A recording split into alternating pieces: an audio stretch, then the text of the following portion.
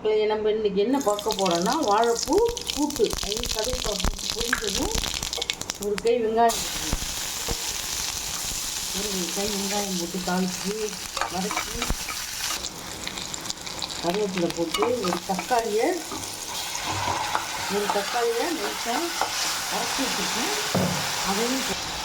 அதையும் போட்டு நான் ஒரு வாழைப்பூவுக்கு 100 கிராம் கடலைப்பருப்பு அரை மணி நேரம் ஊற வச்சு 6 விசில் விட்டு வேக வச்சு வச்சுருக்கேன். அதை ஊற்றிடணும்.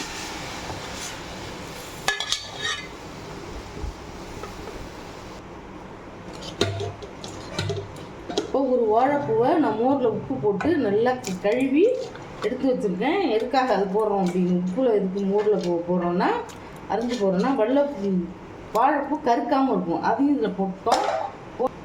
கொஞ்சமாக காரத்துக்கு ஏற்ற மாதிரி வீட்டில் இருக்க குழம்பு மிளகாத்தூள் போட்டுக்கணும். உப்பு போட்டு கிளறிட வேண்டியதான். கிளறிட்டு நல்லா 15 நிமிஷம் மூடி வச்சு கொதிக்க விடணும். இப்போ வாழைப்பூ நல்லா கொதித்து 15 நிமிஷம் வெந்துருச்சு. அடுத்து என்ன செய்கிறோம், ஒரு கால் மூடி தேங்காவில் 1 ஸ்பூன் சோம்பு போட்டு கொஞ்சம் ஃபைன் பேஸ்ட்டாக அரைச்சி இதில் போட்டு கிளறி வாழைப்பூ கூட்டு ரெடி. இப்போ இறக்கி பரிமாறலாம். இந்த சேனல் உங்களுக்கு பிடிச்சிருந்ததுன்னா ஷேர் பண்ணுங்கள், லைக் பண்ணுங்கள், சப்ஸ்கிரைப் பண்ணுங்கள். தேங்க்யூ, பாய்.